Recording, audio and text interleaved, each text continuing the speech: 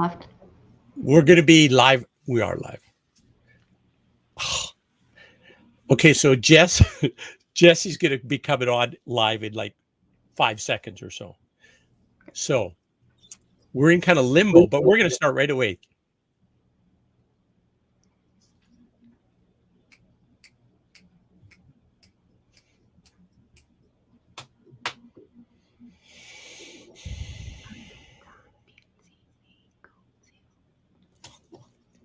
Live at 15. I was really premature. My goodness. It's okay. All right. Thank you. I appreciate that. Okay. Welcome to a safe place to share our genuine stories. I'm the acapellist. I have Sister TJ with me. We're going to have a conversation today. First of all, TJ, share with us what the actual Blackfoot name of our program is. I'll give it a whirl. All right. Aakitaapitsinikotsio'pa. Whoo, I think you nailed it. Annette, just come on. Annette, did she get it? Perfect. Yay! Nice. Look at that. Just in time, too. Yes. Great to see your smiling face. So, I don't know if you know this, Annette, but Diane had, she's off with a romantic getaway with her hubby. Okay. So, and we say, hallelujah, have fun, enjoy yourselves. Yes. So the three of us will soldier on though in our discussion. Sounds good. So we just kicked things off.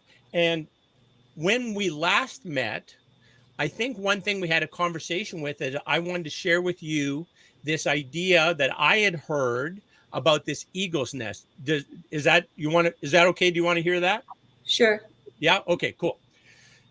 I forgot who I heard this from initially, but now I remember. Her name is Chief Beginning of a New Day. And I think she's Dene, I believe, from British Columbia. And she's like a hereditary chief. And was a residential school survivor, a very, very interesting woman and very outspoken. Let's put it that way. And she told me this concept of this eagle's nest, and this eagle's nest, basically the idea was that one, as you know, as I'm going to learn more as we go, you know, the little people in your community, as they grew, had these kind of rites of passage where they became this category and then this, right? And then some of them would also when they were adults would be the braves or the is that the right word I'm looking for? That basically they're there to protect their community, kind of a thing. And so part of their role was that if there was somebody, a little person, anybody who was in an unsafe situation, that they would have that person move to the eagle's nest. And the eagle's nest with this safe space where, Auntie Rose is going to make sure that everybody's safe and warm and has a good sleep, that kind of a thing.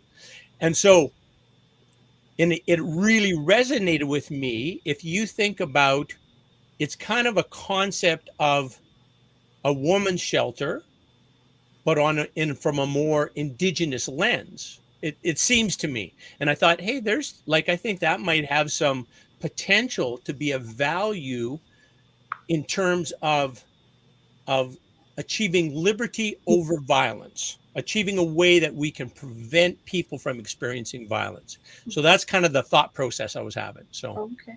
Yeah. Yeah. Have you ever heard this before? Well, I think every Indigenous tradition has some form or other that would care for those who maybe didn't have that. The idea of a chief wasn't someone who had power or riches. It was someone who, when they went hunting, would share with those who maybe didn't have a family member that could hunt for them. So it was really about that sharing and giving and making sure everyone ate. So the more that you did that, you had that respect So that's one story that I've heard from our Blackfoot traditions.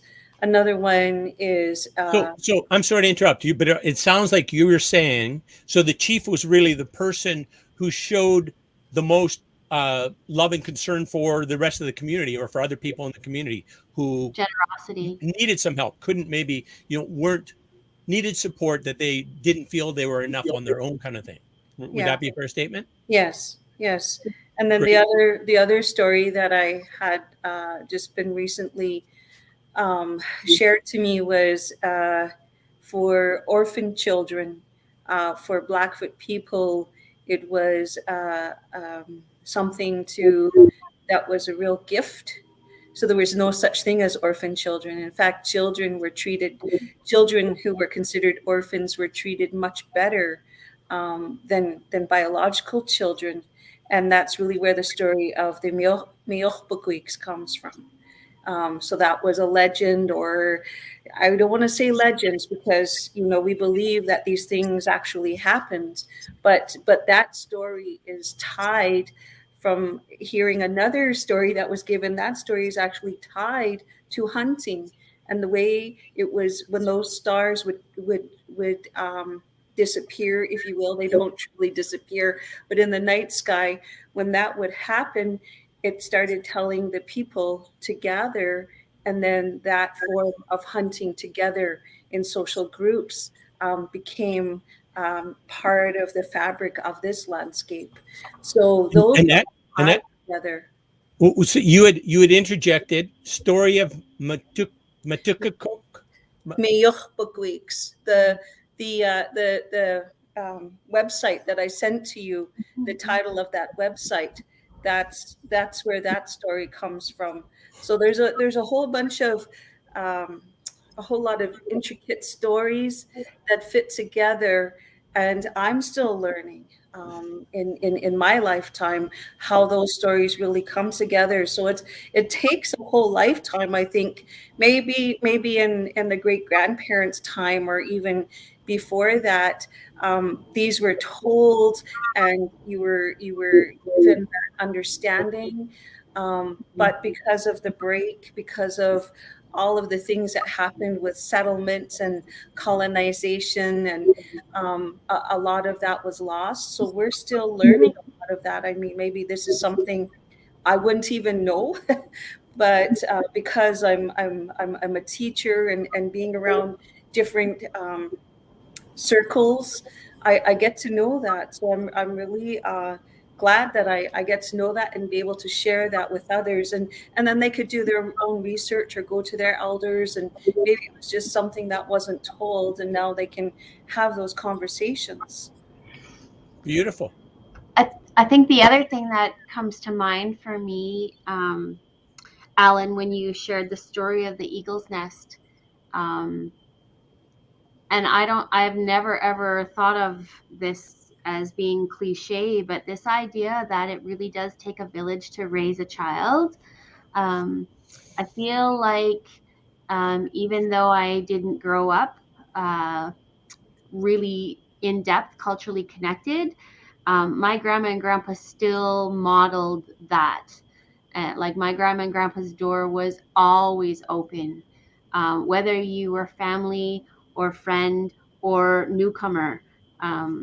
And they really modeled that. So to me, that the depth of that understanding, whether or not it was explicitly cultural, I know it was ingrained in our family. Mm-hmm. Mm-hmm. Yeah.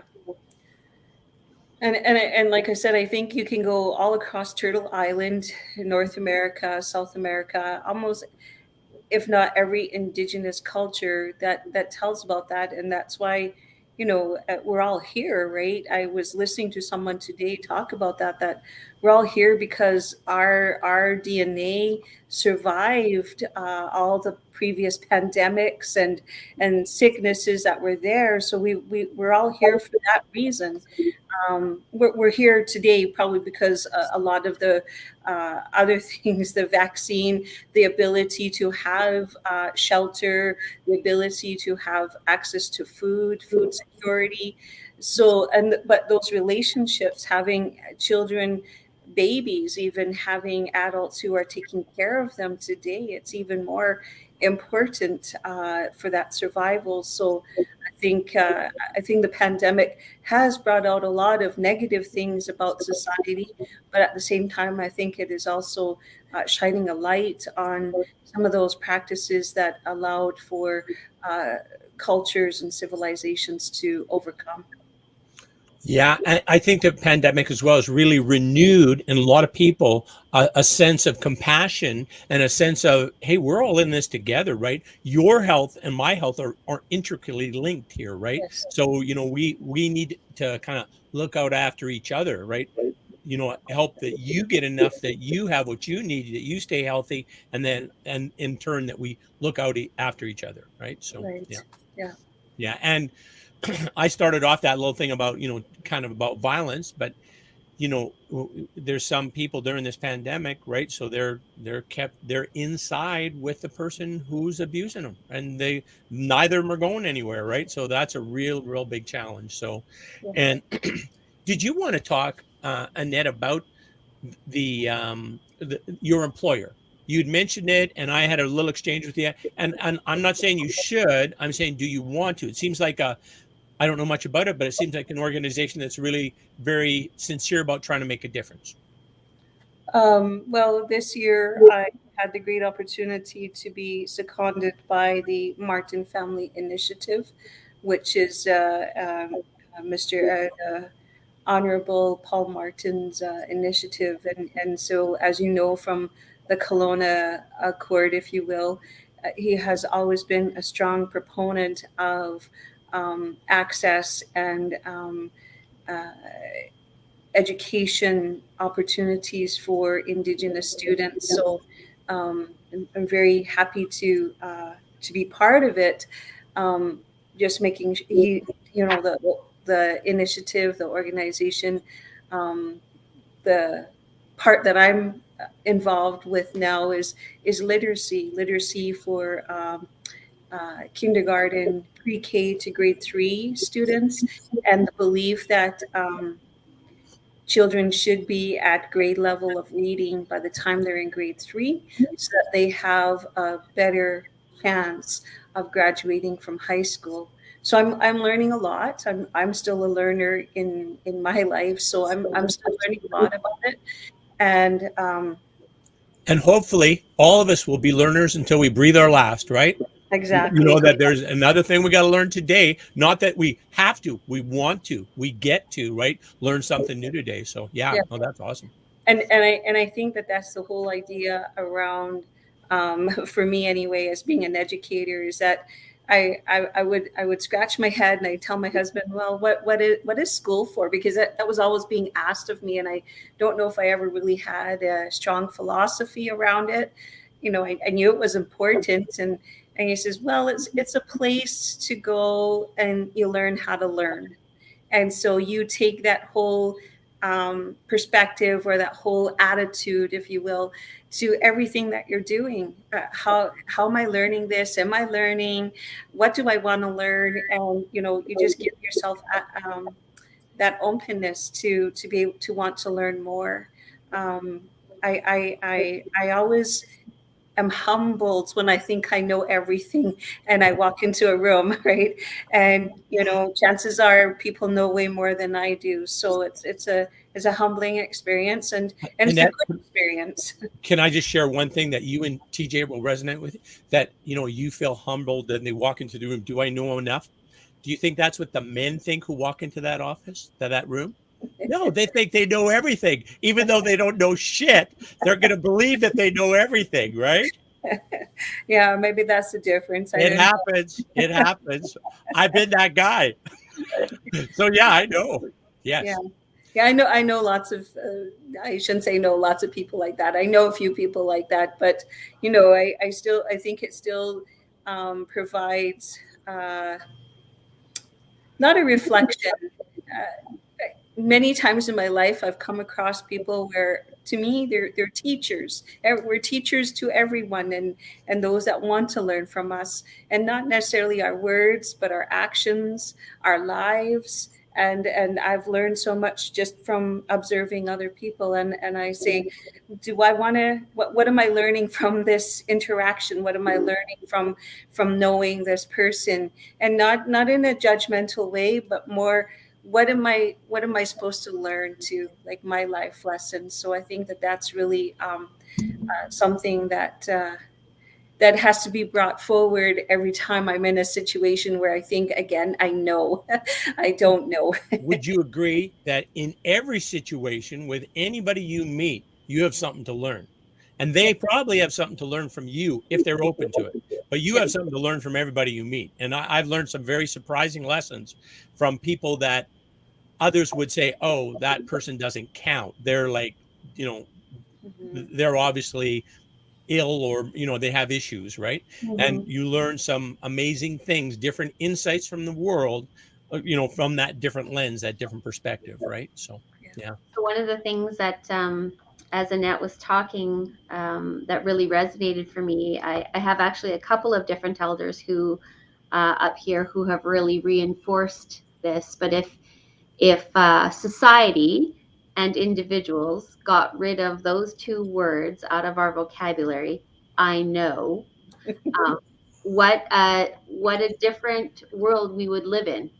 Um, just because, the minute we think we know something, it actually prevents us from continuing that learning journey, or we think we've got it, and so I Beautifully said. Yeah. And yeah, I agree entirely. And it shuts off the dialogue. You're not going to have the conversation because I know this. I don't have to listen to you anymore because I've already decided that this is how I see the world. Right? That's craziness. But yeah, how often do we hear "I know," but yeah, yeah, it's true too. Yeah, exactly. right? I, There's I, this, I there's like oh, go ahead, Matt. I like the Blackfoot word "gitsiman." You often hear the older speakers that I Sima? "gitsiman, gitsiman," and that means you're right, you got it, right? And so that if you say that "gitsiman," the other one that's hard is "nitsknip, nitsknip." I know.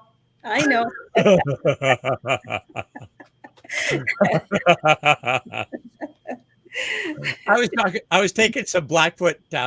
There's a little Blackfoot course I'm taking on Wednesday nights, and it's like an hour. No, Tuesday nights. Today's Wednesday.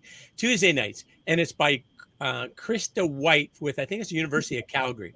Yeah. Anyways, we have a lot of fun. I have so much fun doing it, and they're so kind and generous with their, oh, that's pretty close. Not even close, but they're very kind and generous and encouraging. So, Yeah. but it's always a fun discussion. They're very warm and welcoming, and Yeah. look for an opportunity to have a laugh. They like to enjoy a good laugh. So yeah. Well, let's just talk about laughter for a moment, because laughter is healing, right? Yes. And Yes. I often hear people say that, our Indigenous people have a warped sense of humor. Um, but in all reality, I think part of that is just in our innate being, because laughter really is healing. And I don't know, Annette, maybe you can expand on that, but Yeah, I had to, one of my master's courses when I was doing my master's of ed was on creativity, and we were assigned in groups to present something, and one of the presentations we did was just laughter, and I had to just stand up there and make myself laugh. There was nothing to laugh at, but it was so easy, and then it just really opened up to the presentation that we were giving to our peers. So I do agree, and I hear, like, I can see my grandmother laughing right now. There was a little black bear that was by our picnic area, and we all ran, and my grandmother sat there and laughed, and she wasn't even scared. She just laughed, and I could see her. So yeah, she would just laugh at everything. Oh, Not that's awesome. people, but the laughter. And so I think it's healing, but it does. Our jokes, like you say, TJ, are kind of warped sometimes. But if you hear them in the language, you'll see why we can laugh about it, because it sounds so absurd Uh, maybe in the language, right? did, am I following along correctly with this? It seems like creation stories are really kind of descriptions of what is, and the nappy stories are really things about things you can decide, behavior type things. These are choices you can make. Here's the consequence of your choices. Is that a fair distinction? Yeah, I think so. I think our language, yes, we have a past, present, future to our language, but at the same time, they all really just kind of are one. They all come in and are at one time. So yes, definitely, our choices. When we look at, like I was saying earlier, when you look at others, or when you're interacting with others, you're like, yeah, there was some choices that were made. What am I supposed to learn from their choices? Can I learn something from that, right? And Mhm. so technically, we all can have the nappy effect, right? We can Mhm. be nappy. Um, and really, the story of Napi is he fell in love with himself so much. He was narcissistic at the end there. and Okay. and so then there is a story that tells about, and this is my take. I mean, people could have a whole. Whoa. Is there like in the Bible, there's the Old Testament, the New Testament. There's like kind, generous nappy, and then like crazy, selfish nappy. Is that kind of how it Yeah, works? Oh, yeah, yeah. And so the selfish Napi, the last story was really around the woman's buffalo jump, when the men and the women came together. So there is a story of Napi on that one. So I think the men, a man, and not, if you don't see it that way, don't get me wrong, I'm not trying to tell men how to think, and women as well, right? But men will take it, maybe the way that they understand it will be different from how women will understand it, sure. and a young woman versus an older woman. And so these stories were told, and they were stories were always told, right? And maybe there was a season that they were told in, and that was the only time that you would tell them, but they were told all the time. And that just would remind everyone of their roles and responsibilities, but also the changing roles. I mean, Mm. young men grew up into, elders, young women grew up into elders. And And so and everybody else in the community would see these, right? So, oh yeah, that brother Sarah is doing this, and sister John is, yeah, that's yeah, awesome. Yeah, yeah. yeah, yeah. So I think that's what stories are all about, is a way to teach those moral lessons, but more than that, a way to live, right? A way to live together. When you live together in a community, you have to understand what the expectations are, right? And what your responsibility is. And rather than me telling you, don't do that, do that, do that, stories were a way of bringing that out, right? To make those things normal or not normal, right? There's two words in Blackfoot, gitsi gakko mim, and then there's the one that talks about how, I, now I can't think, it was right there. I just learned this one not too long ago too, maybe 20 years ago. Don't tell us the meanings because TJ knows. So go ahead. What was the second one? I know I can't think of it, but really it was that way of shaming. So the one that comes to mind is the story that I would read with my students, both listen to the elder who was recorded telling this, but then one of the Leo Fox translated it, and so it's all in Blackfoot, all the written part of it. And Ksimotsitsin is the Blackfoot word, and that means to make fun of. And so Gana means many chiefs, and it wasn't a compliment. Oh, It was that there was too many chiefs, right? Too many cooks ruined the stew. Yeah. Okay. Yeah. Yes. So I'm using Gana. I'm not going to say anything about the other tribes because I'm from Kainai. I'm from Gana, so that's the only one I'm going to use. But that's what that Ksimotsitsin was all about. That you would say something because you're calling them out on that, and people didn't necessarily always retaliate, but they didn't necessarily retaliate, not always, they didn't retaliate, but it just caused them that opportunity to be aware of the actions that they had. And maybe if we were in that old time, and today we have all these chiefs and everybody wants to make decisions and do that, but maybe back in our great-grandparents' time and even further, it would cause them to listen to each other, to really hear each other. Right. But again, because of that break and that settlement and everything else that has happened, maybe we forgot that, and maybe we need to learn that again. And so these stories, these conversations, maybe that's what it's all about too. Oh, that's beautiful. TJ is going to display for us her Blackfoot language prowess. Let's see it. Let's hear it, TJ. No. I wanted to ask. So I just wanted to better understand.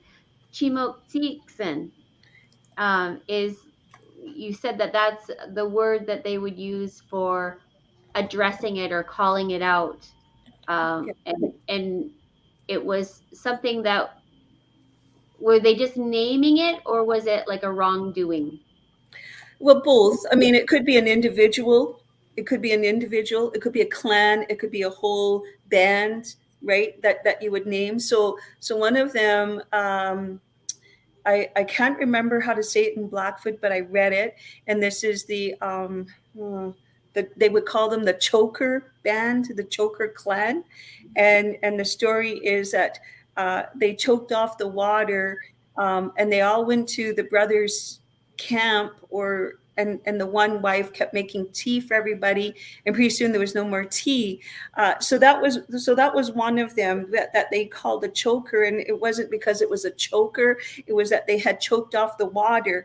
And so there's lots of reasons why it was like that. The other one was the Bug Eater Clan, and so they would call them out because they didn't clean the water that they were drinking, and so with a lot of insects in the water that they were drinking, and they didn't clean it out, so they called them the Bug Eater Clan. So there's those types of things, and that's what you would call Chimotsitsin, to call them out, a form of derision, but that's just how it was. You had to find a way. The ancestors found a way to bring everything back into alignment. That's what it was always about. We have to realign and redefine, or not just redefine, but keep defining what our roles are. And when we don't carry out our roles, then we don't live in this circle in harmony. I think I mentioned that. An elder in the spring was talking about, because we were talking about mastery. And the elder said, mastery is when one person has the knowledge. Harmony is when everyone has that knowledge and uses it for the betterment of the community. That's so that was a really exciting knowledge thing for me. I held on to that all summer. When he said that, I was just in awe that this was a teaching that was passed on. And so that's what the people, I believe any culture, but I can only speak from a Blackfoot woman perspective, and these things that I'm learning is we want to have everything in alignment, bring everything back into alignment. Beautiful. You know what? Way back in our conversation, we mentioned about laughter. And TJ said about the health, we agreed about the health benefits of it. But have I talked about on our discussion, have I talked about the vagus nerve already? All right, you're going to hear it right now. We have this thing, a vagus nerve. It goes from our brain stem, so thus our brain, down to our pelvic floor. So it is our connection between our brain and our body. The vagus nerve basically can function in 3 different ways. The one is a dissociative response. And think when you've seen the mouse in the jaws of the cat, right? Mouse looks dead. Mouse, or the cat sets the mouse down to chase another cat away. Boop, mouse hops up and boogies, right? Mouse wasn't dead, but was having this dissociative response. And what is that? Their body, as in our body, knows when it's a force, you're going to get hurt. This is going to be painful. And it just basically floods your body with endogenous opioids, right? Just disconnect from that pain is really what it's about. Then there's the dorsal response, and the dorsal ventral response is basically when you are on alert, right? You're scanning for threats. You perceive the world as a scary place, a dangerous place. And because of that, because that's how you're perceiving the world, it's hard for you to get to the upper parts of your brainstem, from your brainstem to the upper parts of your brain. Also, it's hard to stay in this present moment. Also, it's hard for your body to relax and recover and restore, right? So then there's this ventral vagus, then there's the ventral vagus response. And the ventral vagus response is when you are in this very relaxed state. You're very aware of your body. You can feel your breath. You can regard your breath perhaps as the miracle it is that happens every 4 seconds. That's an incredible thing, right? An incredible gift we get. And so you're there and you're in your neocortex. You're in the part of your brain where you can connect to all your brothers and sisters, and where you can connect to, intuition and intelligence and compassion and love. And so anyways, this ventral vagus response, we can stimulate that response. We can create that response. How? Laughing is certainly one of the ways. Yeah. Singing, for me, is my primary way. After we're done here, I'm going to take like a 10-minute break, and then I'm going to sing for like an hour.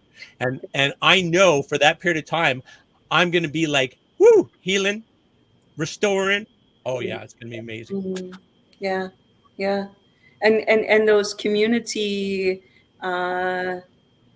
actions, I guess, like in ceremony, when we're all singing together, when we're all praying together, even when we're eating together, that brings us into that moment, but create it together, right? Yes. Powerful connections. You bet. Because what we need more connection, right? Where the disease we suffer from is disconnection, right? That's like within ourselves, where we disconnect from our body, and we're not aware or connected or engaged in how it's functioning, as an example. And then we're disconnected from other people, that our relationship is challenging and hard, where it should be pretty straightforward. Like we're trying to contribute to a mutually beneficial exchange, that we both leave have more hope, more peace, more love when we leave this. And speaking of leaving this, we're kind of at the end of our time here. This was awesome. It goes by fast when we're in such a conversation. It does. And again, I have talked so damn much, but I very much appreciate and value spending time with you ladies. It's amazing, and I'm learning tons. So thank you. We're going to play that little Oki video because it's so well done. Okay. So stick around and okay. Hang on a second. How do I do this again? Share the screen. Do, do, do, do, do, do. Okay. Okay. Okay. Okay. Okay. Okay. Okay, and welcome. We acknowledge that we're gathered on the lands of the Blackfoot people of the Canadian Plains. We pay respect to the Blackfoot people's past, present, future. We recognize thousands of Indigenous people from many diverse nations, call after home, including members of the Blackfoot Confederacy, Skate, Akana, Sikani, Siksika, Amskapi people, as well as other First Nations, Métis, and Inuit peoples. We respect Indigenous peoples' cultural heritage, Beliefs. Truth and relationship to the land. that stretches back in time.